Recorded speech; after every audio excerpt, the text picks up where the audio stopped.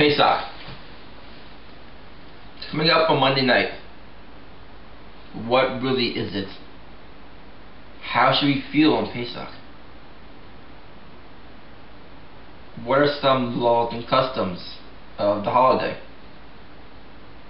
So we find that on Erev Pesach, we burn the chametz, the bread, the yeast, the forbidden food that we can't have on Pesach, that we can't be in possession of on Pesach. The week leading up to Pesach is, for a Jewish woman in her house, is a time of hectic.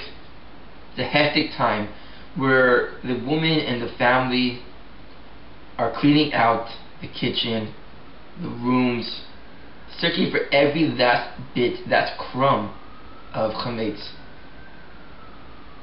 Why? Why is it such a challenge for us to do this? Why is it so important we get every single bit of chametz out? There's really only one answer. It says in the Torah that we should not have chametz in our possession during Pesach. That means every single bit of chametz we should have in our possession should be gone. And if we choose to keep it in our house, we must lock it away, not to touch it for 8 days, and to sell it to a non-Jew. Now, on Pesach itself, you're accustomed to eat matzah. Now we eat matzah because we're commanded to remember the Exodus from Egypt. The Israelites, after being freed, quickly ran and made bread, but the bread didn't have time to rise. And so in honor of that, we have matzah, which is not allowed to rise. And it's a way for us to remember and see what it's like for them to eat that bread. It's a mitzvah on Pesach to remember the Exodus from Egypt. And we do this for 8 days. And at the Seder, on each night, the first and second night of Seder, the main mitzvah that we have is to tell a story of the Exodus of Egypt. Now you're probably saying to yourself, sure, easy. Put in the 10 Commandments, you're done. You're wrong. You're supposed to do it in a question answer with your kids.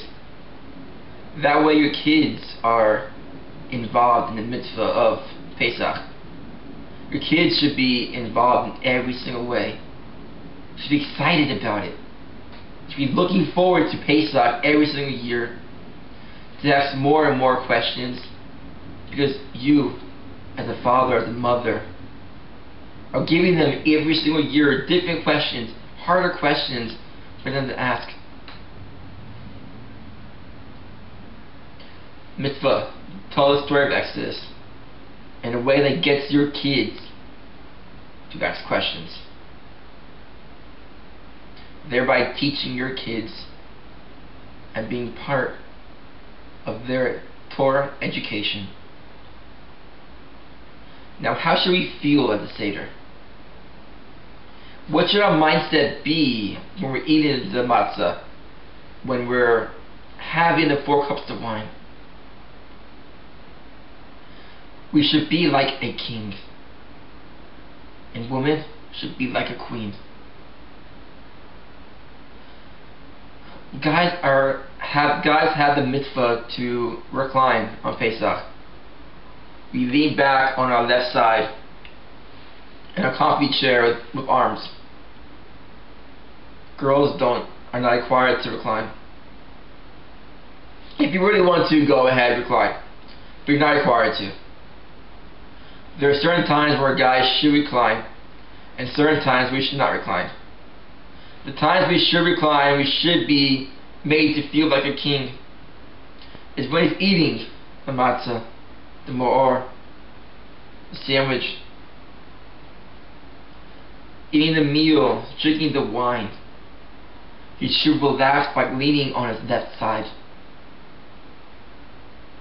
When he's reading the Pesach, the story of the Exodus, the Haggadah, he does not recline.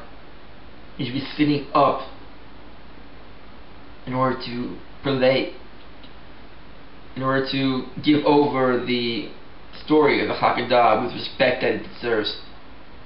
He should not be slouching like a king does when he eats.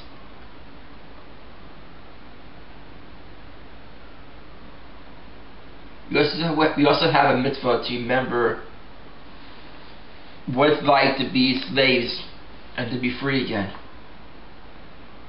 And some of the food we have that we eat represents this. The way we eat, the way we sit, the way we lean. Everything about the day of Pesach shows us and reminds us that we were once slaves and we are now free men. It's another mitzvah, another custom on Pesach, that a person should not pour his own wine into his cup. Someone else should do it for him. It's another way for us to feel like a king. But why? Every day we are slaves to society. We are slaves to ourselves, to our money, to our TVs, to our cars, to everything around us. We are slaves. We were slaves once before in Egypt, and we were freed. And on Pesach and Yom Tov, we are not slaves. We are free men and women. And we all have a mitzvah to remind ourselves of this, to take part in this Seder each and every year, so that we would not forget where we came from and where we are going. My bracha to you, everybody watching this today, that you will get out your chametz from your house. You will keep Pesach. You eat matzah on the Seder, the 4 cups of wine, not just 2. You will have the maror. You will have the charpais. You will have the halal sandwich. Charosis. You will have everything that's required of the Seder. And you will grow closer to Hashem. That's the goal of the Seder. To bring you closer to Hashem. Me, you, everybody out there who does the Seder. To bring them closer to Hashem. And remind us that we're one step closer to Mashiach coming. To redemption. Have a good week. Good luck. Shavua Tov. Have a great week.